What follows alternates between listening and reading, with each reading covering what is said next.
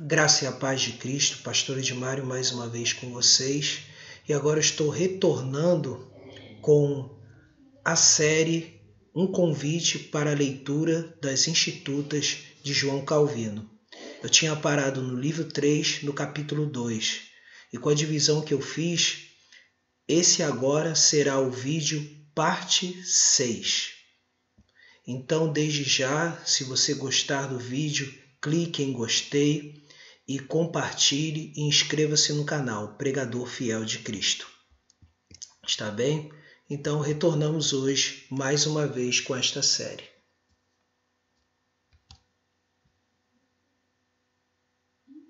Um convite para a leitura das Institutas de João Calvino, livro 3, capítulo 2, que é a parte referente da definição e exposição de suas propriedades, ou seja, da fé.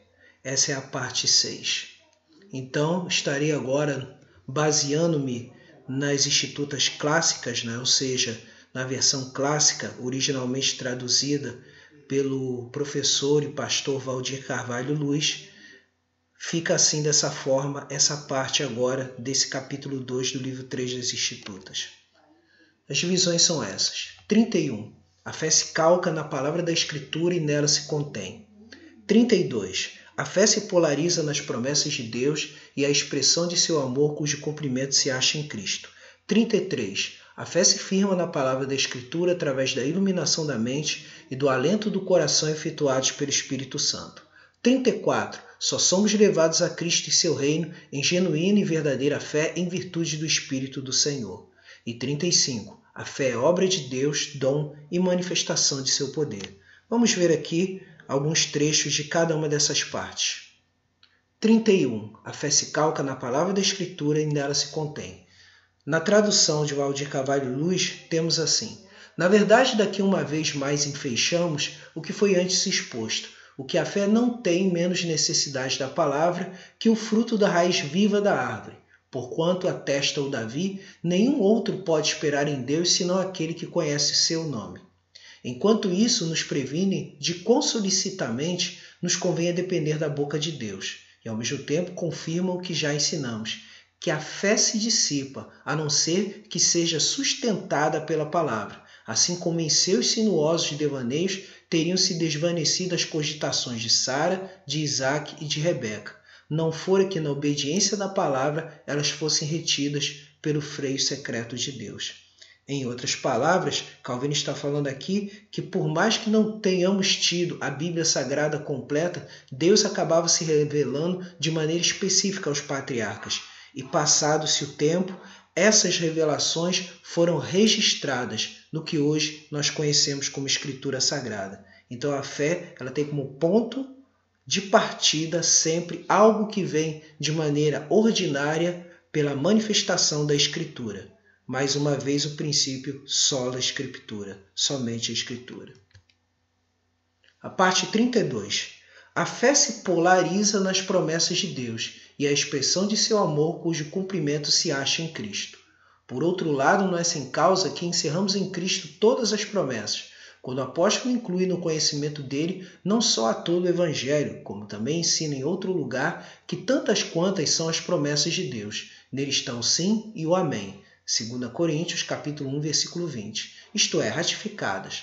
A razão é muito clara, pois se Deus promete algo, nisso atesta sua benevolência, já que nenhuma promessa sua há que não seja um testemunho de seu amor. Ou seja, o amor de Deus ele é revelado justamente em Cristo Jesus cumprir todas as promessas que de antemão o Antigo Testamento tinha prefigurado, tanto em forma dos patriarcas, quanto em forma das cerimônias de sacrifício e em tudo aquilo que os profetas apontaram.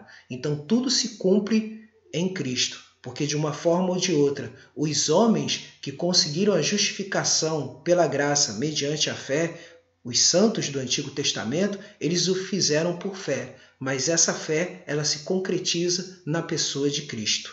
Assim como Cristo chegou e disse aos homens no Evangelho de João, disse àqueles homens: Abraão viu o meu dia e nele se alegrou. E aí eles perguntaram, questionaram: sendo tu ainda jovem, como conheceste Abraão? E aí Jesus disse: eu sou. Parte 33. A fé se firma na palavra da Escritura através da iluminação da mente e do alento do coração efetuados pelo Espírito Santo. Com efeito, esta comprovação franca e objetiva da palavra devia, por certo, bastar sobejamente para produzir a fé, não fosse o fato de nossa cegueira e obstinação o impedir. Na verdade, tanto é a propensão de nossa mente para a fatuidade que não pode ela jamais aproximar-se da verdade de Deus. Tal é sua obtusidade, sempre se faz cega à sua luz. Consequentemente, de nenhum efeito é a palavra sem a iluminação do Espírito Santo, donde também se faz claro que a fé é muito superior ao entendimento humano. Ora, tampouco é o Espírito meramente o iniciador da fé, mas ele a faz crescer passo a passo, até que ela nos conduza inteiramente ao reino celeste. Guarda o precioso depósito, diz Paulo, mediante o Espírito Santo que habita em nós. Então isso significa o seguinte, que o Espírito Santo é aquele que, além de nos fazer nos convencer do pecado, da justiça e do juízo, Calvino está afirmando aqui que o Espírito Santo é quem traz a luz, é quem traz o entendimento para que a pessoa venha a exercer fé. A fé, ela é trabalhada pelo Espírito Santo no coração do ser humano. E como o Espírito Santo trabalha ordinariamente? É pela palavra. É isso que ele quer dizer, através da exposição e pregação da palavra de Deus. 34. Só somos levados a Cristo e seu reino em genuína e verdadeira fé em virtude do Espírito do Senhor. Com efeito, se como Paulo proclama, ninguém é testemunha da vontade humana, senão o Espírito do homem que nele está. Então, que homem teria conhecimento da vontade divina? 1 Coríntios, capítulo 2, versículo 11. Portanto, necessária é a assistência do Espírito Santo, ou antes aqui somente seu poder é que vigora. Pois quem compreendeu a mente do Senhor, ou quem foi seu conselheiro? Romanos 11, 34. Mas o Espírito perescuta, ou seja, penetra a todas as coisas, até mesmo as coisas profundas de Deus. Então, de fato, isso é consequência do ensino, de que convencerá o homem do pecado, da justiça e do juízo, e aí o que há de mais importante, só podemos ser conduzidos a Cristo verdadeiramente pelo Espírito Santo, ou seja, a fé só pode se manifestar quando o Espírito Santo opera. 35. A fé é obra de Deus, dom e manifestação de seu poder. Em outro lugar, quando tivemos de tratar da corrupção da natureza, mostramos mais plenamente que os homens não são idôneos a crer, e assim não fatigarei os leitores repetindo as mesmas coisas. É suficiente que por meio de Paulo a própria fé com a qual somos dotados pelo Espírito seja chamada Espírito de fé, conforme está em 2 Coríntios, capítulo 4, versículo 13, a qual, porém, não temos por natureza. Já citamos previamente comprovações desse ponto, dos quais fiel intérprete exclama Agostinho, para ensinar que até o próprio crer é um dom, não um mérito. Diz o Salvador, ninguém vem a mim a não ser que meu Pai o tenha trazido. João capítulo 6, versículo 44.